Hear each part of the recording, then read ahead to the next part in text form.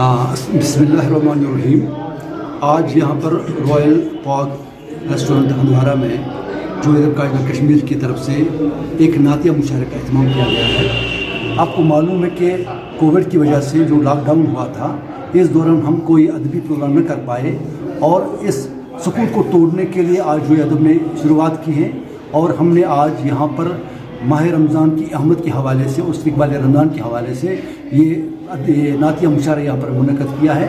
मकसद ये है कि हम एक बात यहाँ पर अवामुन्नास तक पहुँचाना चाहते हैं। एक ये कि रमज़ान मुबारक जो मुतबरक महीना है, हम उसकी अज़मत और शान को जान लें और पहचान लें। और दूसरी बात ये कि जो नात रसूल सल्लल्लाहु अलैहि वसल्लम के हवाले से नातिया मुशायरा किया जाता है, हमारे आका जनाब मोहम्मद रसूलुल्लाह सल्लल्लाहु अलैहि वसल्लम के कायनात के ताजदार हैं और हमारे आखिरी पैगंबर हैं, नवे अंसार और क़याम आखिरी आमिल और रहमतन लिल आलमीन।